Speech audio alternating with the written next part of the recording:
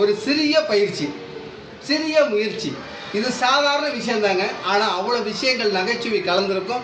இனிமையிலும் இனிமையான உலக மக்கள் அனைவரையும் அன்பால் வணங்கி யோகா நாகின் சார்பாக எப்போது நீங்கள் மகிழ்விச்சிட்டு இருக்கீங்க, எந்த மாற்றம் இல்லை. உங்களை நாங்கள் மகிழ்விக்கிறோம் இந்த இடத்துல. நீங்கள் எப்போதும் மறந்துறாங்க. அடுத்து கொடுக்கக்கூடிய பயிற்சி என்ன? தண்ணிக்குள்ளே இருந்து ஆசனம் செய்வதை நீங்கள் அவங்கவுங்க வீட்டில் இருந்தால் பார்க்கலாம். இல்லை, எந்த இடத்துல இருந்தாலும் உங்களுக்கு வந்து சேரும். ஏன்னா யூடியூப் அந்த அளவுக்கு வளர்ந்துருக்குது. அதை மையமாக வச்சு இப்போது யோகாவின் தலைவர் அவர்கள் பயிற்சியை தொடர போகிறாரு. என்ன பயிற்சியை சொல்லுங்கள். வக்ராசனம். வக்ராசனம். வக்ராசனம் சாதாரண விஷயம் இல்லைங்க.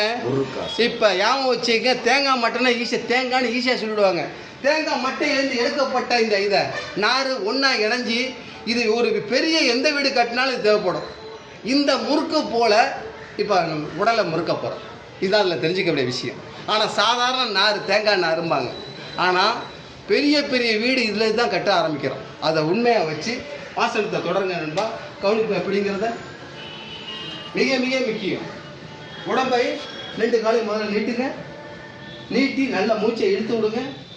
காலை தூக்கி கால் முத்திக்கிட்ட வைங்க. நேர திருப்பி உடம்பின் வளைவு எப்படி இருக்குன்னா, இந்த இடத்துல கையை கொஞ்சம் மீந்தி கொண்டு வாங்க. முதல்ல இந்த கையை மீந்தி கொண்டு வாங்க. முதுகு நிமிரணும். முதுகை நிமிர்ந்து அதுக்கு பிறகு கெண்டைக்காலை பிடிக்கிறதுக்கு முயற்சி பண்ணுங்க. திரும்பி செவுத்த பாருங்க. முதல்ல எவ்வளவு முடியுமோ. ஆமாம், 1 2 3 4 5 6 7 8 9 10 ஒரு 10 எண்ணிக்கை முதல்ல தொடருங்க.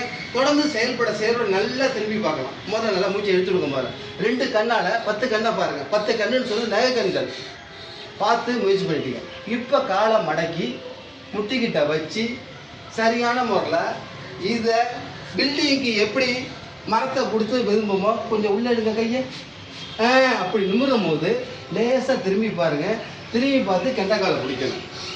இந்த முறையில் செயல்பட்டும் போது முறுக்கேற்றும் ஆசனம். எந்த அளவுக்கு உடம்பை முறுக்குறீங்களோ ஒரு வியாதி கூட உடம்புல தங்குறதுக்கு வாய்ப்பு கிடையாது. அதான் உண்மை. இந்த ஆசனத்தின் மூலம் அனைவரும் நோயற்ற வாழ்வே குறையற்ற செல்வத்தை நீங்கள் பெருக்க முடியும். அனைவரும் என்று சொல்லி விடைபெறுகிறேன். நன்றி, வணக்கம். நீங்கள் 2 வார்த்தை சொல்லுங்களேன் ரவி சார். அவ்வளோதான், முடிச்சிட்டாங்க. ஓம் நம சிவாய.